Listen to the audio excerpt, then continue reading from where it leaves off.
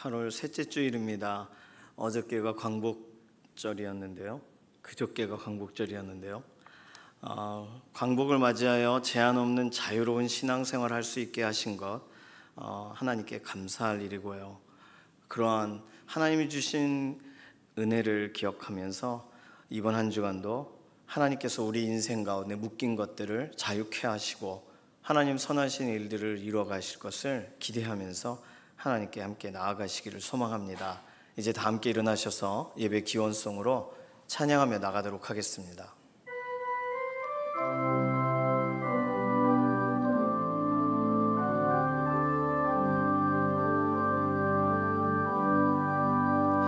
나 주님을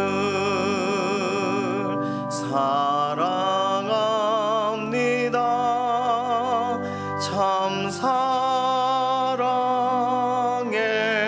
주를 경배해 한 마음으로 예배드리니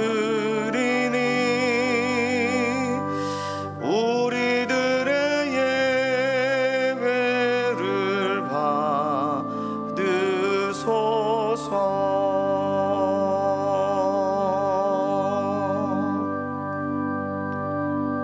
함께 신앙 고백하시겠습니다.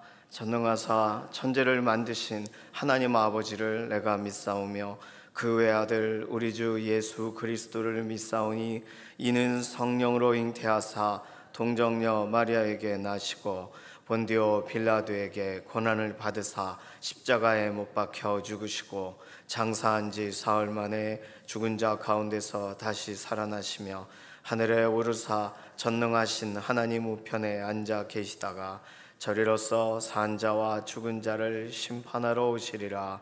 성령을 믿사오며 거룩한 교회와 성도가 서로 교통하는 것과 죄를 사하여 주시는 것과 몸이 다시 사는 것과 영원히 사는 것을 믿사옵나이다.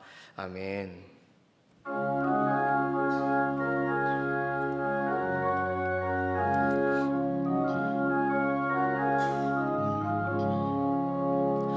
나의 마음에 근심 구름 가득하게 덮이고 슬픈 눈물 하염없이 흐를 때 인자하고 부드러운 음성으로 부르사 나를 위로하리 누가 있을까. 주 예수 주 예수 주 예수밖에 누가 있으랴. 슬퍼 낙심될 때에 내 친구 되시는 구주 예수밖에 다시 없도다. 무거운 짐 등에 지고 인생길을 가는 자 힘이 없어 쓰러지려 할 때에 능력 있는 팔을 펴사 나의 손을 붙들어 나를 구해주리 누가 있을까. 주 예수 주 예수 주 예수밖에 누가 있으랴. 슬퍼 낙심될 때에 내 친구 되시는 구주 예수밖에 다시 없도다. 지은 죄를 돌아보니 부끄럽고 괴로워 자나깨나 맘에 평안 없을 때 주 한 죄인 용납하사 품에 안아주시고 깨끗하게 사는 누굴까. 주 예수 주 예수 주 예수밖에 누가 있으랴. 슬퍼 낙심될 때에 내 친구 되시는 구주 예수밖에 다시 없도다. 요단강을 건너 걸어가서 시온성을 향할 때 나와 항상 동행하리 누굴까. 두려움의 검은 구름 모두 헤쳐버리고 나의 갈 길 인도하리 누굴까. 주 예수 주 예수 주 예수밖에 누가 있으랴. 슬퍼 낙심될 때에 내 친구 되시는 구주 예수밖에 다시 없도다. 모두 자리에 앉으셔서 교독하시겠습니다. 교독문 63번 시편 145편입니다. 왕이신 나의 하나님이여 내가 주를 높이고 영원히 주의 이름을 송축하리이다. 내가 날마다 주를 송축하며 영원히 주의 이름을 송축하리이다. 여호와는 위대하시니 크게 찬양할 것이라. 그의 위대하심을 측량하지 못하리로다. 대대로 주께서 행하시는 일을 크게 찬양하며 주의 능한 일을 선포하리로다. 주의 존귀하고 영광스러운 위엄과 주의 기이한 일들을 나는 작은 소리로 읊조리리이다. 사람들은 주의 두려운 일에 권능을 말할 것이요 나도 주의 위대하심을 선포하리. 그들이 주의 크신 은혜를 기념하여 말하며 주의 의를 노래하리이다. 여호와는 은혜로우시며 긍휼이 많으시며 노하기를 더디하시며 인자하심이 크시다. 여호와께서는 모든 것을 선대하시며 그 지으신 모든 것에 긍휼을 베푸시는도다. 여호와여 주께서 지으신 모든 것들이 주께 감사하며 주의 성도들이 주를 송축하리이다. 아멘. 사랑과 은혜가 풍성하신 하나님 아버지, 거룩한 주일 아침 주님의 전으로 인도하시어 예배 드리게 하심을 감사드립니다. 주님, 무더위를 핑계로 한 육체의 나태함과 영혼의 메마름을 주님 앞에 고백합니다. 뜨거운 여름 햇빛처럼 우리의 마음도 주님을 향한 사랑과 믿음으로 뜨겁게 하여 주시고 성령의 샘물로 날마다 새 힘을 얻게 하여 주십시오. 이 시간 아버지께 온 마음과 뜻과 정성을 다해 예배 드리오니 오직 하나님 아버지만이 영광 받아 주시옵소서. 주님, 폭염과 집중호우로 어려움을 겪는 이웃을 위하여 주님의 긍휼을 구합니다. 어려움 속에서도 절망하지 않고 모든 것을 새롭게 하시는 주님의 구원과 회복을 경험하길 간구합니다. 육체의 질병과 마음의 낙심 속에 있는 주님의 자녀에게 하늘로부터 오는 평안과 위로를 부어 주시옵소서. 치료의 과정마다 주님의 손길이 함께 하시고 돌보는 가족에게도 힘을 주시고 소망을 비추어 주시길 간절히 기도합니다. 주님, 9월에 있을 교회 아울리치를 통해 하나님의 계획하심과 일하심이 드러나게 하옵소서. 지역의 교회와 하나님 안에서 한마음 되게 하시고 우리의 손길이 영원한 생명을 전하는 통로로 사용하여 주시길 기도합니다. 말씀을 전하실 목사님에게 성령의 기름을 부어주시어 그 말씀이 우리의 마음을 사로잡게 하시고 오직 예수님만을 향한 삶을 살아가는 힘이 되고 결단이 되게 하옵소서. 교회의 모든 사역자들 더위에 지치지 않도록 건강 지켜주시고 가정과 사역이 모두 은혜 안에서 형통하게 하옵소서. 주일 이른 아침부터 보이지 않는 곳에서 묵묵히 헌신하는 손길들을 기억하여 주시고 그들의 수고와 섬김이 헛되지 않음을 경험하게 하옵소서. 우리의 구원자이시며 소망이신 예수님의 이름으로 기도드립니다. 아멘.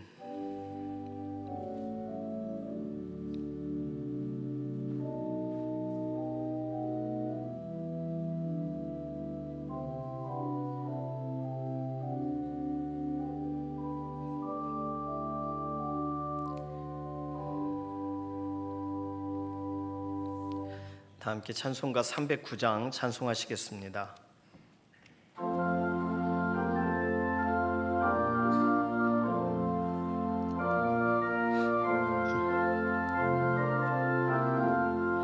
목마른 내 영혼 주가 이미 허락한 그 귀한 영생수 주여 갈망합니다. 그 약속 따라서 힘써 간구하오니 오 주여 내 기도 어서 들어주소서.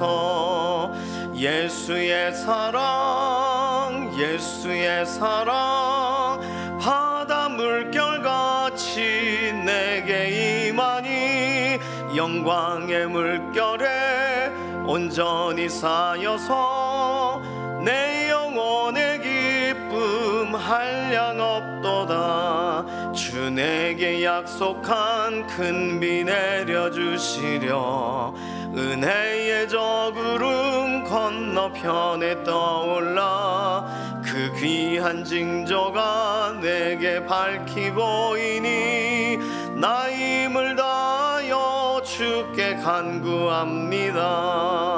예수의 사랑 예수의 사랑 바다 물결같이 내게 임하니 영광의 물결에 온전히 쌓여서 내 영혼의 기쁨 한량 없도다. 은혜의 소낙비 지금 흡족히 내려 구원의 큰 강물을 넣자고 넘쳐서 내 주한 모든 죄 모두 씻어버리니 나 지금 은혜를 충만하게 받았네. 예수의 사랑 예수의 사랑 바다 물결같이 내게 임하니 영광의 물결에 온전히 쌓여서 내 영혼의 기쁨 한량 없도다. 그 차고 넘치는 주의 은혜의 물결 힘차게 밀려와 내게 만족합니다. 오 할렐루야로 주를 찬송하오니 내 마음의 기쁨이 항상 충만함이라. 예수의 사랑 예수의 사랑 바다 물결같이 내게 임하니 영광의 물결에 온전히 쌓여서 내 영혼의 기쁨 한량 없도다. 오늘 주시는 하나님 말씀은 예레미야 36장 1절에서 10절까지의 말씀입니다. 유다의 요시야 왕의 아들 여호야김 제4년에 여호와께로부터 예레미야에게 말씀이 임하니라. 이르시되 너는 두루마리 책을 가져다가 내가 내게 말하던 날 곧 요시야의 날부터 오늘까지 이스라엘과 유다와 모든 나라에 대하여 내가 내게 일러준 모든 말을 거기에 기록하라. 유다 가문이 내가 그들에게 내리려 한 모든 재난을 듣고 각기 악한 길에서 돌이키리니 그리하면 내가 그 악과 죄를 용서하리라 하시니라. 이에 예레미야가 네리야의 아들 바룩을 부르매 바룩이 예레미야가 불러주는 대로 여호와께서 그에게 이르신 모든 말씀을 두루마리 책에 기록하니라. 예레미야가 바룩에게 명령하여 이르되 나는 붙잡혔으므로 여호와의 집에 들어갈 수 없으니 너는 들어가서 내가 말한 대로 두루마리에 기록한 여호와의 말씀을 금식일에 여호와의 성전에 있는 백성의 귀에 낭독하고 유다 모든 성읍에서 온 자들의 귀에도 낭독하라. 그들이 여호와 앞에 기도를 드리며 각기 악한 길을 떠나리라. 여호와께서 이 백성에 대하여 선포하신 노여움과 분이 크니라. 네리야의 아들 바룩이 선지자 예레미야가 자기에게 명령한 대로 하여 여호와의 성전에서 책에 있는 여호와의 모든 말씀을 낭독하니라.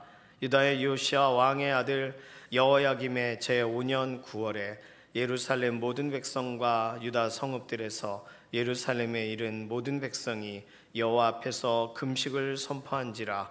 바룩이 여호와의 성전 윗뜰 곧 여호와의 성전에 있는 새 문 어기 곁에 있는 사반의 아들 서기관 그마리아의 방에서 그 책에 기록된 예레미야의 말을 모든 백성에게 낭독하니라. 아멘. 마음이 상한 자를 고치시는 주님 찬양합니다.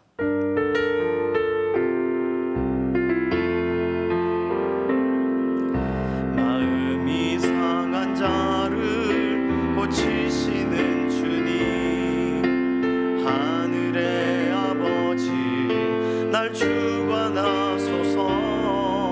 주의 길로 인도하사 자유케 하소서.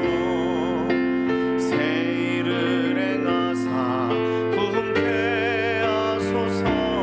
의에 줄이고 목이 마르니 성령의 기름 부소서.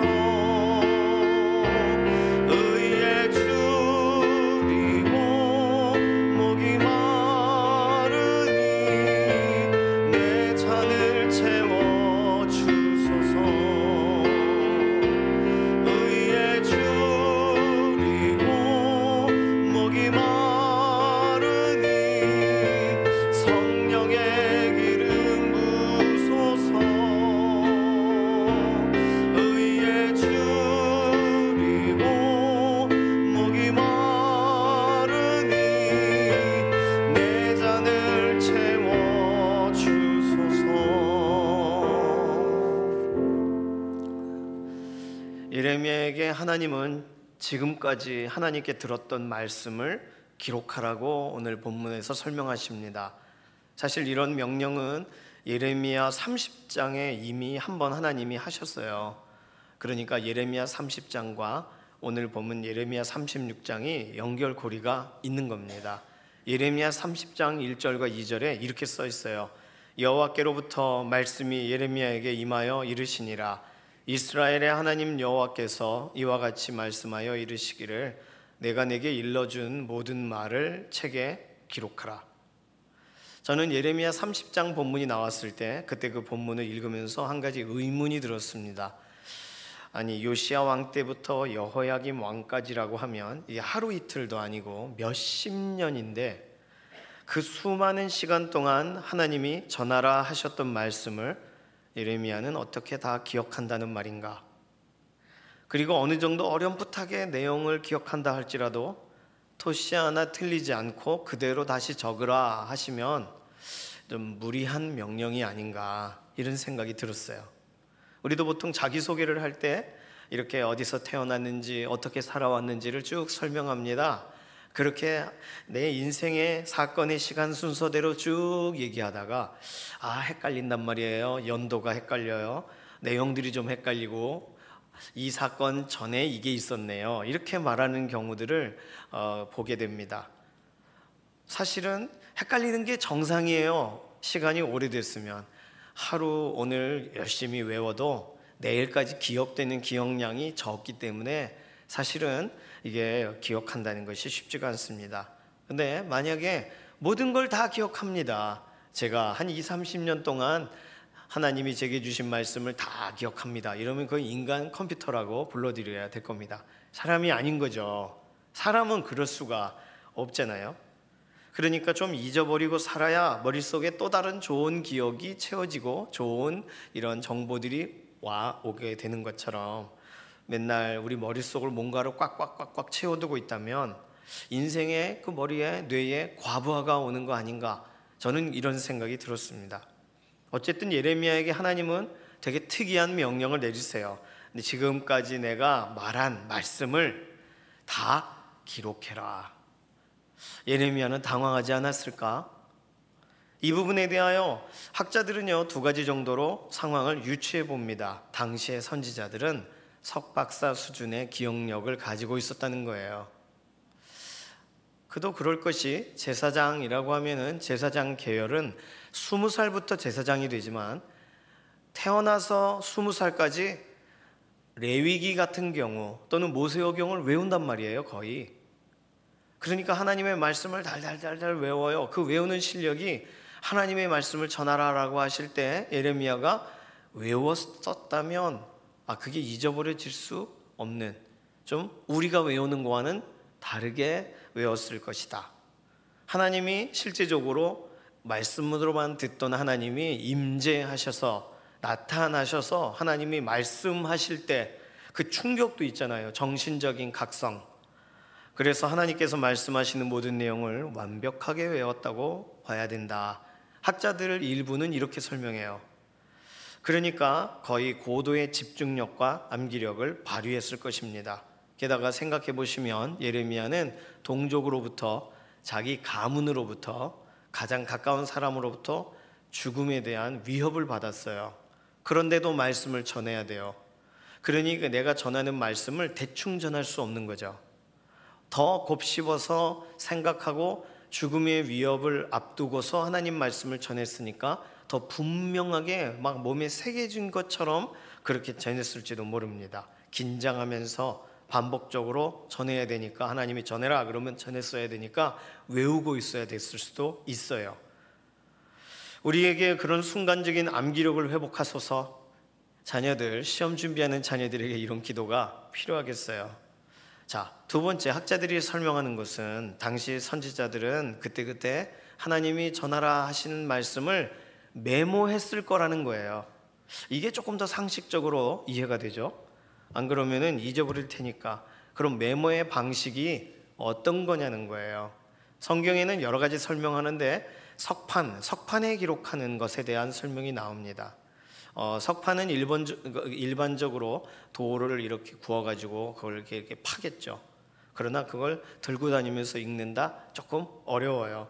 당시에 서역에서는 목간이라고 나무의 조각에다가 이렇게 파가지고 조각칼 같은 걸로 글자를 새기는 방식으로 그 나무를 들고 다녔다고도 합니다. 그림을 좀 띄워주시겠어요? 목간이라고 하는 거.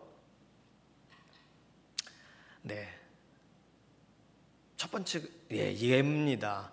어떤 책에 있는 표지인데 이렇게 나무의 조각들을 이게 글씨를 써놓은 거예요. 우리 눈엔 잘 안 보이지만 그 당시에 글씨들, 그러니까 들고 다니기가 편했겠죠. 나무로 만들었으니까. 그러니 나무 조각에다가 조각칼로 글씨를 새겼습니다. 그러면 개인 메모장인 거죠. 그때는 종이가 흔하지 않을 때니까. 또 하나님께서 하신 말씀이니까 좀 더 확실하게 써야겠다라고 했다면 제사장들, 서기관들 같은 경우는 이런 걸 작성할 줄 알았어요. 당시 기록할 수 있는 재료는 두꺼운 갈대잎 같은 거를 엮어서 견직물처럼 짜요. 우리의 옷감처럼 짭니다. 그리고 그거를 꽉 누르고 피면 뭐가 되냐면 파피루스 종이 같은 게 됩니다. 또 양가죽을 벗기고 세척하고 말리고 다리미 같은 그런 걸로 막 얇게 펴요. 그러면 종이처럼 양피지라고 부르는, 양가죽이 어떻게 양피지가 될 수 있을까? 그런데 정말 그렇더라고요. 그러니 거기다가 칼로 새기거나 뾰족한 침과 같은 거에다가 염료를 찍어서 기록했을 것이다. 뭐 그렇게 생각할 수도 있습니다. 파피루스도 한번 띄워주시겠습니까? 네, 이게 당시에 자세히 보시면 그냥 이렇게 나뭇잎을 가로 세로로 이런 식으로 이렇게 짠 거예요. 그리고 막 핀 거예요. 양피지도 한번 보여주실까요? 양피지는 양가죽을 막 이런 식으로 이렇게 쭈글쭈글 하고 그렇죠? 예, 저기다가 쓰는 거예요. 오히려 양피지나 파피루스 같은 데 적었을 거다 하는 게 훨씬 더 맞은 말일지도 모르겠습니다. 그러니까 암기를 잘하면 암송해서 기억하면 되고, 철저한 성격이라면 파피루스나 양피지에 적어서 또는 목간 같은 데다 적어서 다니면서 들고 보며 낭독했으면, 그렇다면 예레미야가 이렇게 적었던 메모지들이 그것이 하나하나씩 조각조각이 있는 거죠. 양피지도 조금, 파피루스도 조금. 그걸 이제 하나님은 다시 책으로 만들라라고 하셨다고 생각하시면 되겠습니다. 예레미야 51장 60절에 예레미야가 바벨론에 대하여 기록한 이 모든 말씀을 한 책에 기록하고 이렇게 써 있어요. 그러니까 책에 기록해야 되는 거예요. 이제는 내가 조각조각 포스트잇 같은 메모장 가지고 있는데 그거 너만 보는 거니까 모든 사람이 볼 수 있게, 모든 사람이 누구라도 읽을 수 있게 책에 써라. 그러면 그걸 일일이 다시 써야 되죠. 지금 그 일을 하나님께서 예레미야에게 하라고 하시는 겁니다. 자, 그러면요, 궁금해져요. 예레미야 선지자에게만 하나님이 이거 써라 라고 하신 걸까요? 성경에는 의외로 다른 선지자들, 다른 사람에게도 하나님이 기록하라 라고 하신 구절이 있습니다. 이사야 선지자 같은 경우 이사야 30장 8절에 이제 가서 백성 앞에서 서판에 기록하며 책에 써서 후세에 영원히 있게 하라. 서판이라고 했을 때 뭐 돌 이렇게 흙을 말려가지고 한 것일 수도 있고, 책이라고 했으니까 이런 양피지 책일 수도 있습니다. 포로된 땅에 살던 에스겔에게도 기록하라고 하세요. 적는 내용은 조금 다르지만 에스겔서 24장 2절에 인자야 너는 날짜 곧 오늘의 이름을 기록하라. 바벨론 왕이 오늘 예루살렘에 가까이 왔느니라. 지금 에스겔은 포로된 땅에 살고 있잖아요. 그런데 하나님이 포로된 땅에 있는 에스겔에게 오늘의 날짜를 적어라 그러셨어요. 왜냐하면 오늘 바벨론이 예루살렘을 완전히 점령하는 날이니까요. 하나님이 아주 독특하게 기록하라 하시는 말씀들이 있어요. 다니엘도 그렇습니다. 다니엘에게도 그가 꿈에 본 것이 있는 걸 기록하라 하셨어서 그도 순종해요. 다니엘서 7장 1절 같이 읽어볼까요? 함께 읽습니다. 바벨론 벨사살 왕 연년에 다니엘이 그의 침상에서 꿈을 꾸며 머릿속으로 환상을 받고 그 꿈을 기록하며 그 일의 대략을 진술하니라. 꿈은 꿨는데 그걸 기록하고 누군가에게 진술해요. 누군가에게 말해줘요. 하나님이 명령하신 내용이죠. 또 다른 선지자 하박국 같은 경우 하박국 2장 2절에 너는 이 묵시를 기록하여 판에 명백히 새기되 달려가면서도 읽을 수 있게 하라. 조그맣게 쓰면 안 되죠. 크게 써야 돼요. 그러면 어디다 썼을까요? 달려가면서 읽으려면. 예레미야에게만 주어진 명령이 아니라는 거예요. 선지자라거나 하나님의 사람이라거나 하나님께서 이거 기록해라, 이거 읽어라, 이거 마음에 담아라 하실 때 특별하게 기록하라는 명령이 있어요. 하나님의 말씀을, 하나님이 지금 말씀하신 내용을. 자, 그러면 오늘 우리에게도 하나님께서 예레미야 말씀 그리고 좀 전에 각각의 말씀을 보게 하셨으니까 만약에 하나님이 우리에게도 너 기록해라 라고 하시는 일이 발생할지도 모른다 이렇게 생각해도 되겠어요? 우리는 지금까지 이런 명령은 생각해 본 적이 없으실 건데, 그러나 하나님의 사람들에게 하나님의 특별한 시점에서 기록하라 하신다면 대부분의 사람들이 순종했다는 거예요. 그렇습니다. 하나님은 우리에게 지금까지 여러 차례 우리 인생의 다양한 굴곡 가운데에서도 여전히 말씀해 오셨어요. 설교 시간에 듣게 하시기도 하시고, 라디오를 통하여 하나님 말씀을 듣기도 하시고, 어느 날 문득 성경을 찾다가 그 말씀이 특별하게 와닿기도 하시고, 기도하고 있는데 하나님 말씀이 떠오르기도 하시고, 심지어는 야, 내가 말씀을 읽었는데 이 말씀이 너무 좋더라 이렇게 누군가의 나눔을 통하여 우리는 하나님의 말씀을 듣게도 하셨다는 거예요. 자, 그러면 하나님께서 내가 너에게 들려줬던 모든 말씀을 이제는 기록해라 라고 명령을 하신다면 그러면 우리는 할 수 있을까요? 우선 우리가 알아야 할 일은 왜 그러세요? 하나님, 저 기억이 좀 둔해졌어요. 옛날 같지 않아요. 이렇게 넘어갈 수 없다는 거예요. 하나님이 말씀하신 그 명령에 모든 사람들은 다 순종했어요. 피조물이 창조주께서 명하신 명령을 거부할 수 없는 것을 넘어서서 이제는 피조물과 창조주께서 교제를 하셨던 이야기잖아요. 인격적으로 말씀하셨던 이야기. 그걸 써보라. 그러면 순종해야죠. 그러면 우리가 무슨 말씀을 가지고 있는지 우리 발등에 불이 떨어졌습니다. 우리 자신을 점검해 봐야 돼요. 물론 지금 5절 본문에 보니까 예레미야가 붙잡혀 있어서 예레미야가 직접 쓸 수 없어서 바룩이라는 사람을 통하여 기록하게 합니다. 예레미야는 하나님이 주신 말씀을 읊어주고, 바룩이라는 사람은 두루마리, 양피지 어딘가에 적고, 그 다음에 바룩은 예레미야 대신 그걸 들고 백성들 앞에 가서 낭독을 합니다.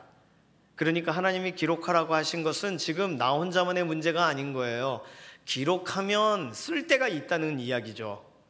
너 기록만 해도 그러면 내가 가장 중요한 타이밍에 그걸 쓸 거야 라는 목적으로 기록하라고 하셨다는 거예요. 그냥 기록해서 저 어디 장에다가 놔라, 어디다가 서랍에 집어넣으라는 의미가 아니에요.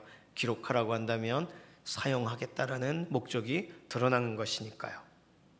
바룩에 대해서 사실 오늘 본문에서는 바룩에 대해서만 생각해도 우리가 묵상할 부분은 상당히 많습니다. 예레미야 32장에 바룩이 처음 등장하는데, 바룩은 예레미야의 부동산 문제를 해결해주는 그런 조력자로 나와요. 땅을 이렇게 기업물을 자로서 사야 되는데 그걸 대신 하고 항아리에 두고 관리를 하는 사람으로 신뢰할 수 있는 관계로 예레미야의 지인처럼 나옵니다.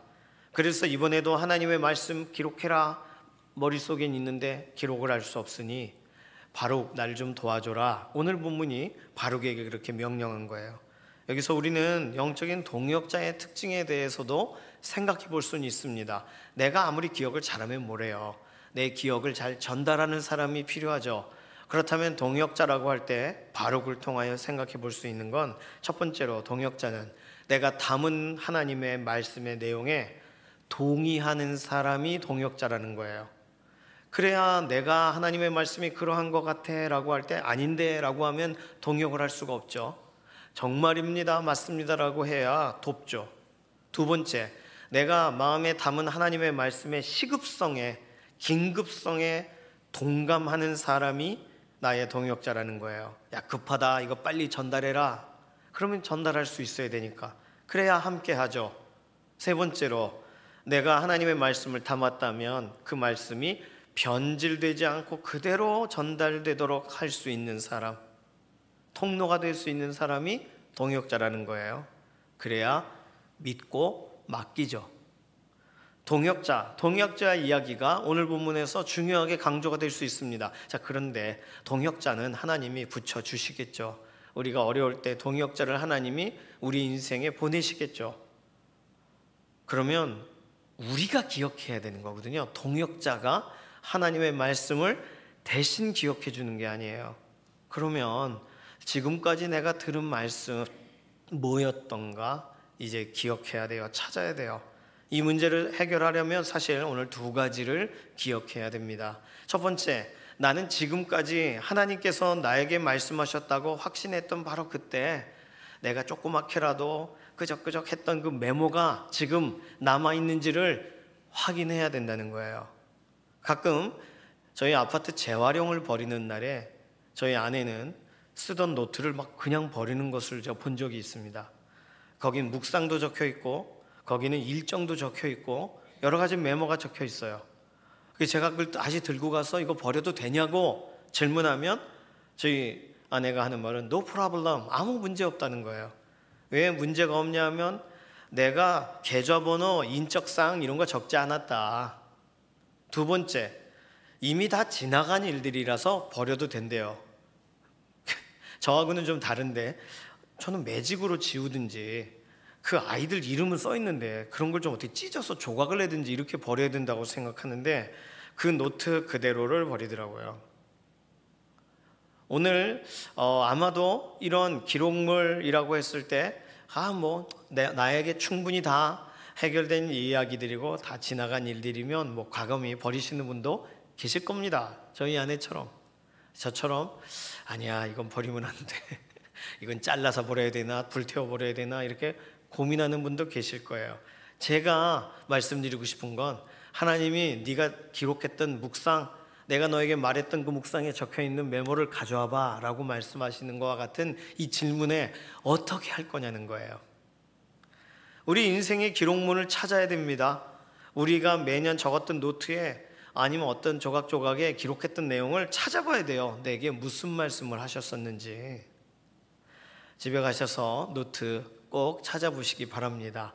나는 하나님이 말씀하셨을 때 어떤 말씀을 받았었던가. 만약 지금까지 기록했던 노트 어디 있는지 모르고 또 내가 노트란 걸 한 번도 적어본 적이 없다면, 하나님 말씀이 들리면 그 말씀으로 그날을 살아면 되는 거지 뭘 적어 이렇게 살아가셨다면, 오늘 하나님이 내가 너에게 준 말씀을 기록해봐라 라고 할 때 낭패가 아닐 수가 없습니다. 그러면 지금 우리가 할 일은 딱 두 개예요. 기도예요. 하나님, 저에게 하신 말씀을 다시 한번 좀 기억나게 해 주십시오. 제가 그것도 찾아보면 돼 하면서 가벼이 여겼습니다. 하나님, 그 당시에는 딱히 필요하지 않은 말씀 같아 보여서 대충 어딘가 두었는데 제가 돌아보니 어디 있는지를 모르겠습니다. 하나님, 저를 불쌍히 여겨주시고 저에게 다시 한번 말씀해 주십시오. 이래야 될지도 모르겠어요. 성령님, 제가 기억하는 걸 좀 도와주세요. 저를 말씀 앞으로 가게 하셔서 그때 어디서 있던 그 말씀이더라, 내가 그 문제 있을 때 그거 풀어주셨는데 뭐였더라, 찾게 해주십시오. 성령님, 예수님 말씀을 기억나게 해주시느라 우리에게 와주신다고 하셨는데 오늘 제게 그 말씀을 기억나게 해주십시오. 우리 이렇게 기도해야 할지도 몰라요. 자주자주 잊어버리거든요. 우리는 기도만이 살 길입니다. 기도할 수밖에 없을 거예요. 또 만약에 우리가 아무것도 모르고 적어든 아무런 기억도 없고 뭐 어디서부터 해야 될지 모른다면 오늘 하나님이 나에게 주시는 말씀부터 적어야 되는 줄로 믿습니다. 구약시대의 성도들은요, 모세오경밖에 없었기 때문에 오늘 우리들은요 66권 전체가 있으니까 얼마나 좋아요. 그리고 하나님이 말씀하신다라고 할 때는 성경을 벗어나지 않으실 테니까 우리는 성경에 밑줄만 걷어도 되잖아요. 얼마나 좋은 시대에 살고 있습니까? 예레미야가 만약에 이 시대에 오면 수지 맞은 시대에 살고 있다고 우리를 막 보고 부러워할 거예요. 예레미야는 직접 받아서 직접 담아야 되잖아요. 우린 써 있는데. 자, 그러면 오늘 하나님이 나에게 주신 말씀이 뭐였더라? 찾으시면 밑줄을 그으셔야 되겠어요. 하나님은 성경과 다르게 행하지를 않으실 겁니다. 또 성경 앞뒤 빈 종이에 내가 뭐라고 썼던가 찾아봐야 돼요. 없으면 지금 그 자리에 메모를 해야 되겠죠. 적는 게 어렵다면 오늘 내게 딱 말씀 주실 때 그 말씀을 내 가장 가까운 지인들에게 문자로 막 보내십시오. 나는 잊어버렸는데 내가 보낸 문자는 남아있더라고요. 그래서 내가 그 말씀을 다시 대하게 만들더라고요. 그것도 하나의 방법이 되겠죠. 내게 주신 말씀이다 싶으면 적어서 냉장고에도 붙이고 문 앞에도 붙이고 이렇게 포스트잇으로 메모해 두는 것도 중요하겠습니다. 오늘부터 하나님이 내게 주신 말씀을 내가 기록해야겠다라는 그러한 시도들이 있어야 된다는 거예요. 만약에 하나님이 내일 야, 내가 너에게 준 말씀 꺼내봐 라고 하신다면 말이죠. 메모가 만약에 우리에게 없고 메모를 하는 부분에 대해서 우리가 실제적으로 또 찾았어요. 자, 그럼 두 번째로 생각해 볼 수 있는 건 구사일생으로 황금 같은 말씀의 메모를 찾았습니다. 그러면 이제 하나님이 이 말씀 중에 뭘 기록하라고 하시는지를 알아야 되잖아요. 오늘 성경엔 이게 써 있어요.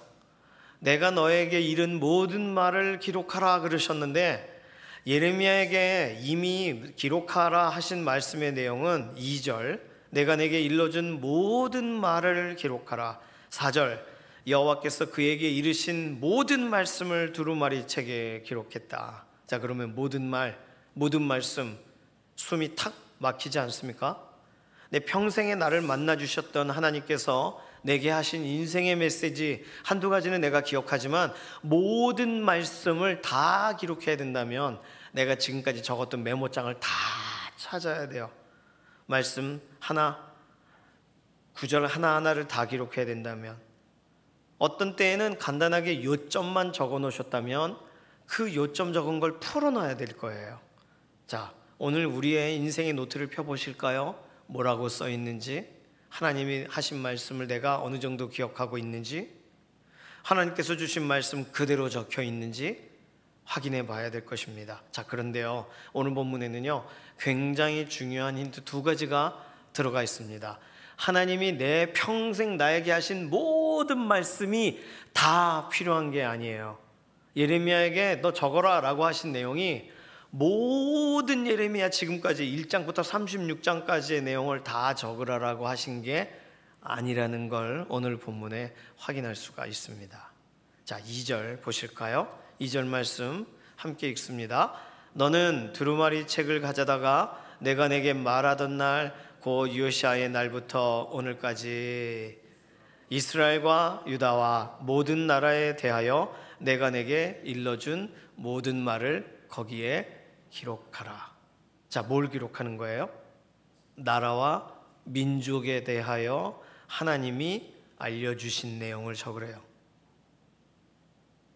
전해야 될 내용, 나라와 민족에 대한 심판, 나라와 민족이 이렇게 되면 복을 얻는다. 그러니까 심판이 또 복음이 적혀 있는 내용을 다시 적으라는 거예요. 자, 그러면 하나님이 주신 첫 번째 힌트는 하나님이 나에 대해서 하신 말씀, 예를 들어 나에 대한 권면, 위로, 예레미야에게 하셨던 말씀 가운데 너는 내게 부르짖으라, 내가 내게 응답하겠고, 이런 거 적으라고 하신 게 아니라는 거예요.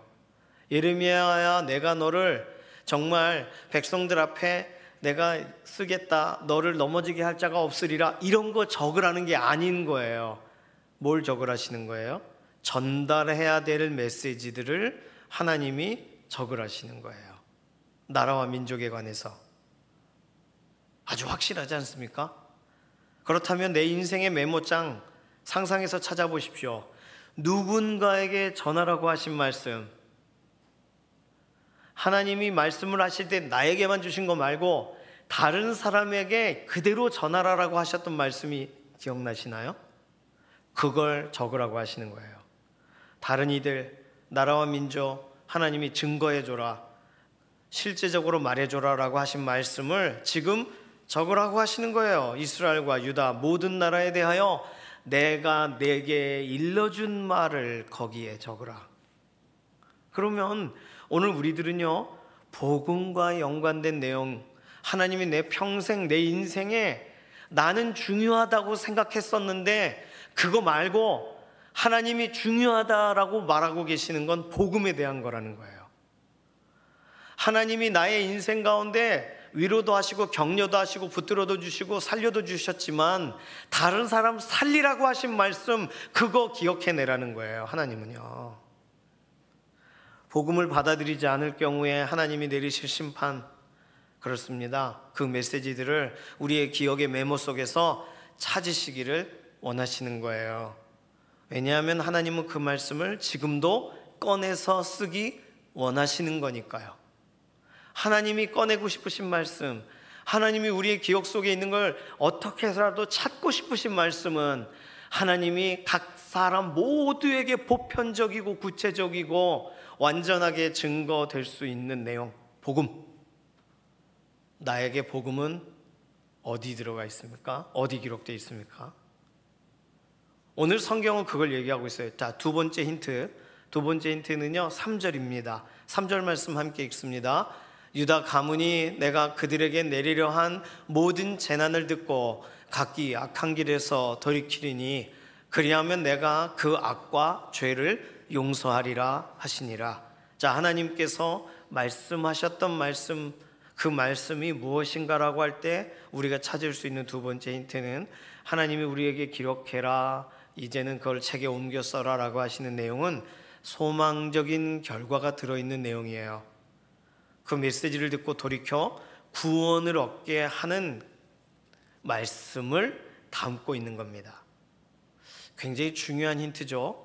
다시 말해서 하나님이 오늘 심판의 메시지든지 또는 회복의 메시지든지 타인에 대하여 전하라고 하셨던 내용은 오늘도 유효한 이유가 하나님이 그거 중요하게 여기시니까가 1번이면, 두 번째는 그 말씀은 지금 누군가에게 전해도 그 말씀대로 되어질 거니까, 그 말씀대로 실제적으로 하나님이 이루실 거니까, 그 말씀을 듣고 돌이킬 사람들, 그러면 내가 그 악과 죄를 용서하리라. 지금도 그 말씀이 소용되니까 하나님은요 예레미야를 통하여 이 두 가지를 말하고 계신 거예요. 그러니까 오늘 우리 인생 가운데 우리가 중요하게 생각하는 하나님의 말씀, 내가 들었을 때 굉장히 좋았다라고 생각하는 교훈과, 그리고 내가 우리 가문의 어떤 이런 그 말씀으로 사용해야지라고서 붙잡았던 이러한 말씀들을 우리는 검증해 볼 필요가 있는 거예요. 또 다른 사람들에게도 그대로 전달해서 하나님이 누구신지, 하나님이 얼마나 기다리시는지, 하나님이 어떤 소망을 주려고 하시는지를 그대로 전달할 수 있는 메시지, 그 메시지가 우리 안에 남아있는지, 그럼 그 메시지를 적어라. 그리고 그걸 낭독하게 해라. 그래서 실제로 그 일이, 그 돌이킴이, 그 회복이 일어나게 해라. 하나님은 지금 예레미야에게 이 얘기를 하고 계시는 거예요. 하나님은 복음에 관심이 있으세요. 하나님은 오로지 복음에 관심이 있으세요. 누군가 한 사람을 살릴 수 없는 이야기들에 관심이 없으세요. 한 사람이라도 그 이야기를 듣고 하나님이 나를 버리지 않으셨어, 하나님이 나를 오늘 오라고 하셔라고 받아들이게 하시는 그 구체적이고 객관적인 말씀을 오늘 우리가 담고 있는지를 보기를 원하신다는 겁니다. 오늘 예레미야에게만 이 명령을 하시는 게 아니잖아요. 오늘 여러 선지자들에게도 말씀하셨다면 우리에게도 동일한 이야기를 하실 거예요. 우리 마음 가운데 기록된 말씀은 어떤 거예요? 어떤 말씀이 더 많이 기록되어 있습니까? 내가 원하는 말씀이 어떤 내용인가요? 나만을 위한 말씀들인가요? 아니면 누군가에게도 나눌 수 있는 말씀인가요? 하나님이 찾기 원하시는 건 그렇습니다. 그런 중 누구든지 그리스도 안에 있으면 새로운 피조물이라, 이런 이전 것은 지나갔으니 보라 새 것이 되었도다. 나에게만이 아니라 모든 사람에게 줄 수 있는 말씀이잖아요. 그렇죠? 요한복음 3장 16절 같은 말씀, 누구에게 말하더라도 오늘 당장 그 말씀이 실제가 될 수 있는 말씀들 오늘 기록해야 됩니다. 기억해야 됩니다.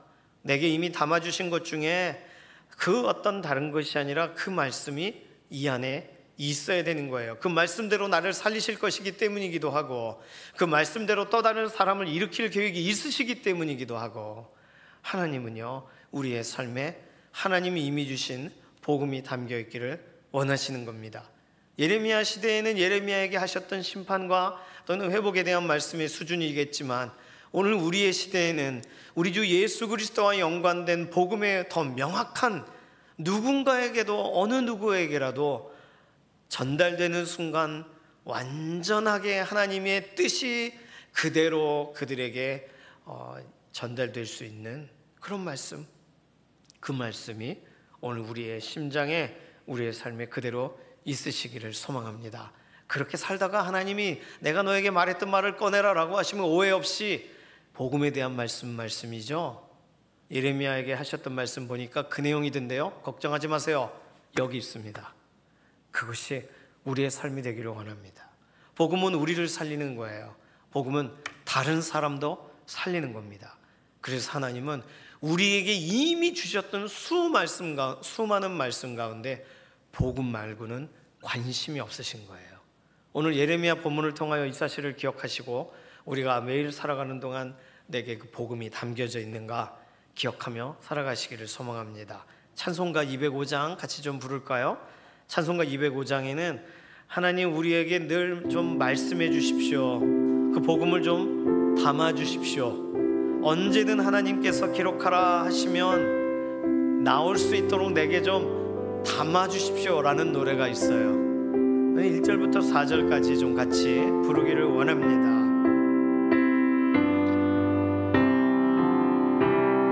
주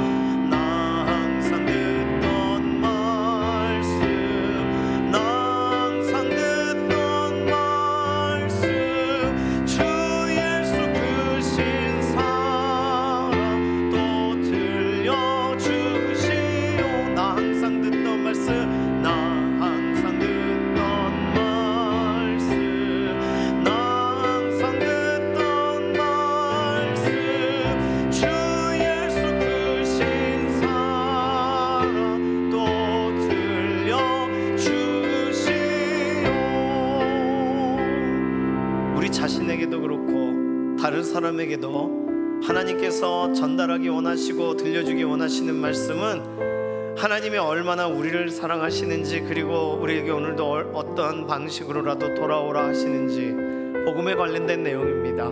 예수 그리스도의 십자가 앞으로 나아가라는 내용이에요.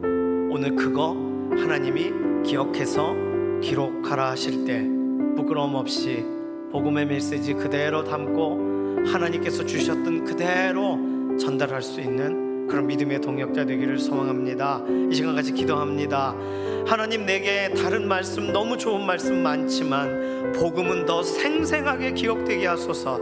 우리에게 주신 모든 말씀 중에 하나님은 복음을 기억하고 복음을 기록하고 살아가라고 하시는데, 내게 정말 중요한 말씀이 복음인지 다시금 돌아보게 해 주십시오. 그 복음을 담고 기록하고 전하고 살아가기를 원합니다. 다른 어떤 것, 내가 좋아하는 것 말씀이 아니라 하나님이 기뻐하고 하나님이 기록하라 하시는 말씀 품고 살아가는 믿음의 한 주간이 되게 하십시오. 이 시간 우리 자신을 의탁하는 기도로 잠시 통성으로 기도합니다. 살아계신 하나님, 하나님께서 예레미야에게 말씀하신 그 말씀을 돌아보며 하나님이 주셨던 말씀, 수많은 말씀들인데 그걸 어떻게 다 기록하고 어떻게 다 담아내는가 생각하였는데, 열방을 향하여 하나님이 하라 하신 말씀, 유다 백성을 향하여 증거하라 하신 말씀들을 찾아보니 복음에 대한 말씀인 것을 우리가 생각하게 되었습니다. 우리 인생에도 누군가에게 전하라 하신 말씀을 내가 기억하고 있는지 하나님 돌아보게 하시옵소서. 나를 위하여 내가 오늘 필요하다 싶은 말씀만 내가 담고 있지는 않은지 나의 삶을 돌아보게 하여 주시옵소서. 인생에 기록되어 있는 모든 수첩을 아무리 찾아도 복음이 기록되어 있지 않다면 하나님, 오늘 예수 그리스도의 십자가를 통하여 내게 주신 그 온전한 복음을 다시 기록하기를 원하고, 하나님이 언제든지 꺼내 쓰실 수 있도록 기록된 복음을 우리가 살아내게 하여 주시옵소서.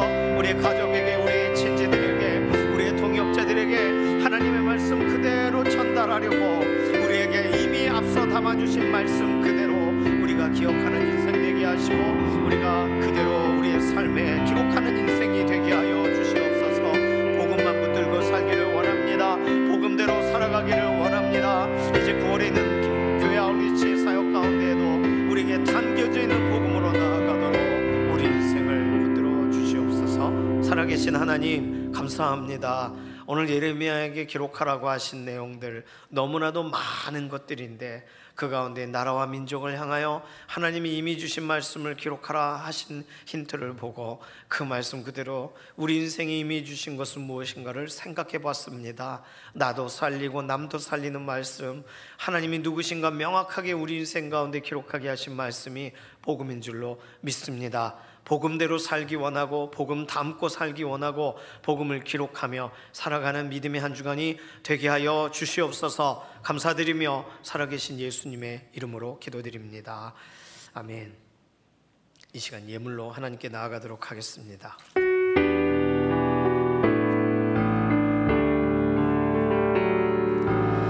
오직 주의 은혜로 지금 여기 서 있네.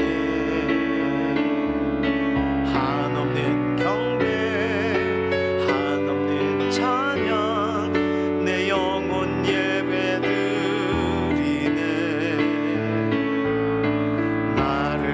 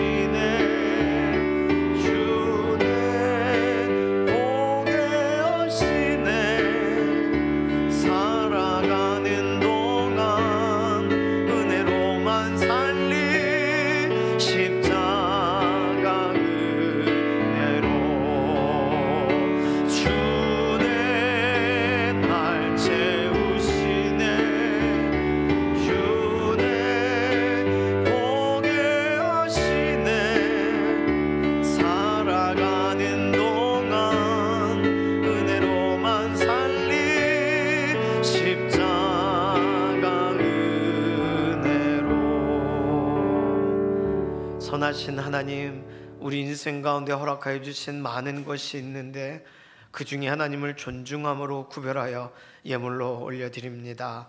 오늘 하나님께서 우리 인생에 때마다 주셨던 이른 비와 늦은 비와 같은 하나님의 공급을 기억하며 오늘도 하나님을 신뢰함으로 우리에게 있는 것의 일부를 구별합니다.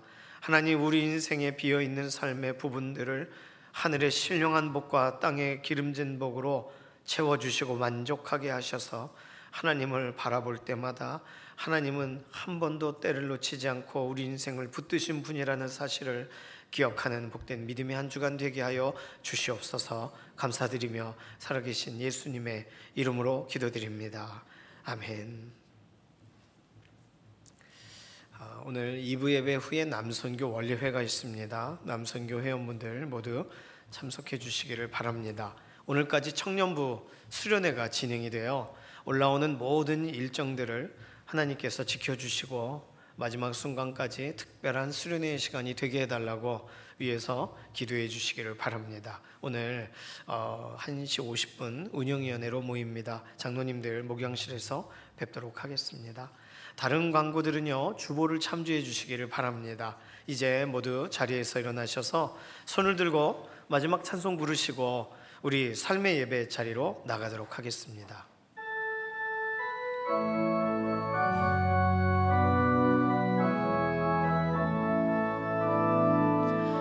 살아계신 주, 나의 참된 소망, 두려움이 사라지네. 사랑의 주, 내 갈 길 인도하니 내 모든 삶의 기쁨 늘 충만하네.